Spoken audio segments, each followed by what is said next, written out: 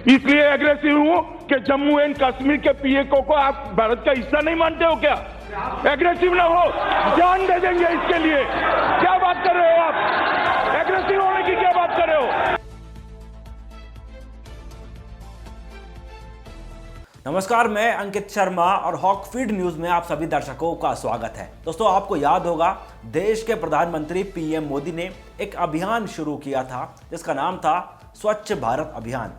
इस अभियान का मकसद ये था कि हम अपने देश में साफ सफाई बनाए रखें, अपने आसपास साफ सफाई बनाए रखें, बिल्कुल भी गंदगी ना फैलाएं। लेकिन अब इस अभियान के कुछ अलग मायने निकाले जाने लगे हैं। दरअसल इस अभियान का सिर्फ ये मकसद नहीं था कि हम सिर्फ कूड़ा कचरा साफ करें, बल्कि इस अभियान का असल मकसद ये है कि हमारे देश में जितनी भी गंदगी मौजूद हैं, चाहे वो आतंकवाद हो, चाहे वो नक्सलवाद हो, चाहे वो भ्रष्टाचार जैसी गंदगी क्यों ना हो, इन सब का सफाया करना इस अभियान का सबसे बड़ा उद्देश्य था। और उसी अभियान पर इस वक्त मोदी सरकार उतरी हुई है। आपको याद होगा 2019 में, जी हाँ, ये वो तारीख है जिसे कभी भी आप अपने दिल, दिमाग और जहन से नहीं निकाल पाएंगे।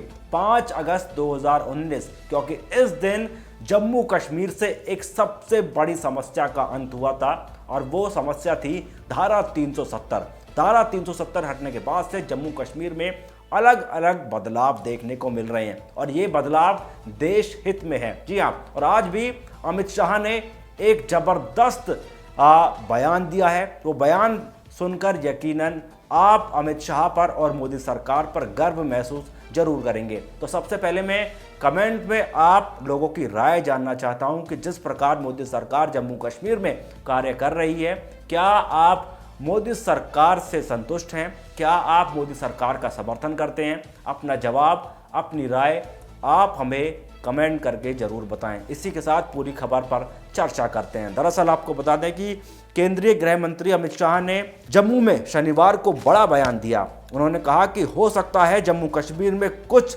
वर्षों में सीआरपीएफ की जरूरत अब ना पड़े।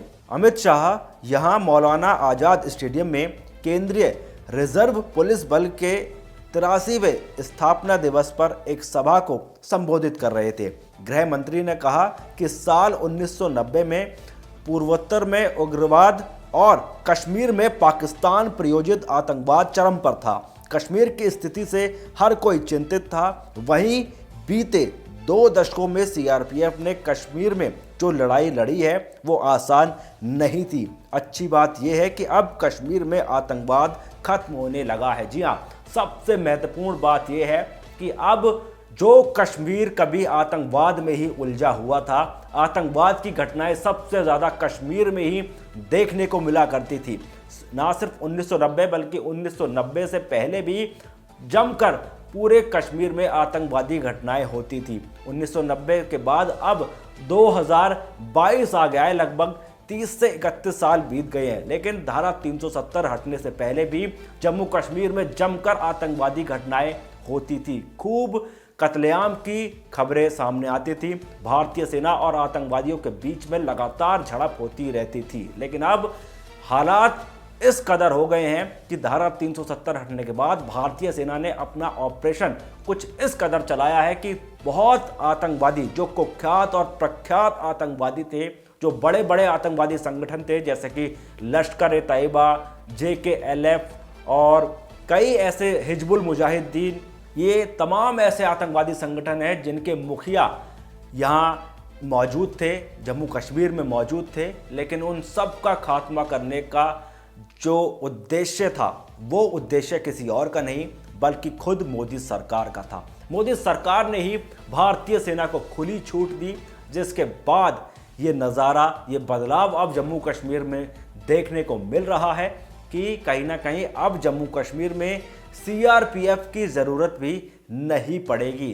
जब जम्मू कश्मीर से धारा 370 हटाई गई थी तो लगभग 2 साल तक भारी मात्रा में सीआरपीएफ की बटालियन वहां पर भेजी गई। जिस दिन धारा 370 हटी थी उस दिन तो खैर बड़ी मात्रा में ही बटालियन वहां पर मौजूद थी, लेकिन उसके बाद धीरे धीरे सीआरपीएफ की बटालियन को कम कर दिया गया। और अब बदलाव की स्थिति ये है कि अमित शाह ने बयान दिया है कि अब कश्मीर की स्थिति इतनी ज़्यादा स्पष्ट हो गई है कि इतनी ज़्यादा सुरक्षित जगह कश्मीर हो गई है कि अब वहाँ पर सीआरपीएफ की शायद ज़रूरत ही ना पड़े। ये बयान अमित शाह ने दिया है। इसके साथ ही आपको बता दें कि गृह मंत्री शाह ने सीआरपीएफ की जमकर तारीफ भी की। उन्होंने कहा कि मुझे विश्वास है कि हम जल्दी ही शांति बहाल करने में सक्षम होंगे।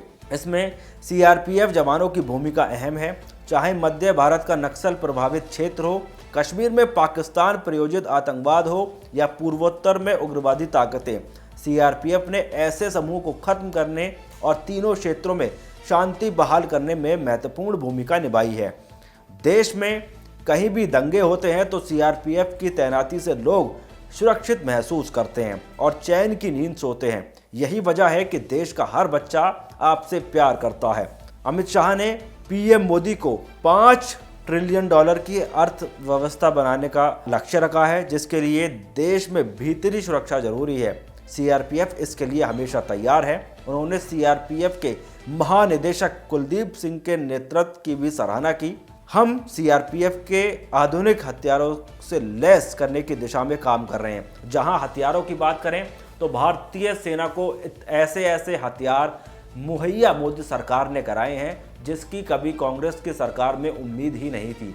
भारतीय सेना की कई सारी ऐसी डिमांड थी, क्योंकि बुलेट प्रूफ जैकेट कांग्रेस के टाइम में ऐसे थे जिनमें गोली आर पार हो जाया करती थी, लेकिन अब बुलेट प्रूफ जैकेट भी मोदी सरकार ने ऐसे मुहैया कराए हैं जिसमें गोली सिर्फ छूकर गिर जाती है, वो गोली अंदर तक नहीं जाती।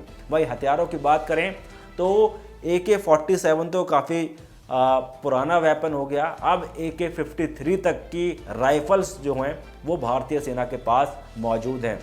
तो दुश्मन न तो ज़मीन पर बच पाएगा, ना आसमान में बच पाएगा और ना ही पानी में बच पाएगा। ऐसी व्यवस्था अब मोदी सरकार ने अपनी सेनाओं के लिए कर दी है।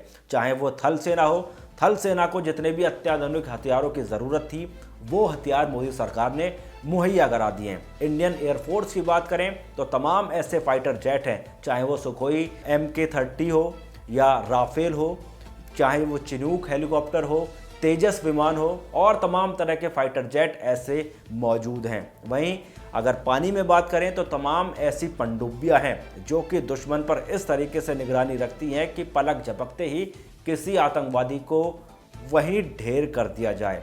तो अब दुश्मन का बचना मुश्किल ही नहीं, नामुमकिन साबित हो रहा है। और इसी वजह से चीन और पाकिस्तान जैसे देश हिंदुस्तान से थर थर कांप रहे हैं और आतंकवाद जो कभी चरम सीमा पर था, अब वो आतंकवाद कहीं ना कहीं कम हो रहा है।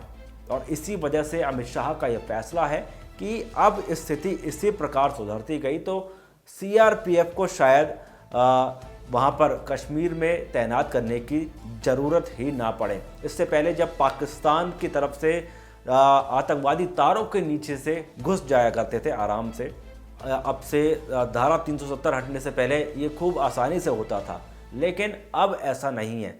अब किसी आतंकवादी की परछाई भी भारतीय सेना को दिखती है तो उस आतंकवादी को वहीं के वहीं ढेर कर दिया जाता है। ये है भारतीय सेना का उद्देश्य। दोस्तों, इस खबर को आप अधिक से अधिक शेयर करें, हर हिंदुस्तानी, हर भारतीय तक पहुंचाएं, जिससे देश हित में ये खबर पहुंच सके। फिलहाल के लिए मैं आपसे विदा लेना चाहूँगा। तब तक के लिए जय हिंद, जय भारत, नमस्कार।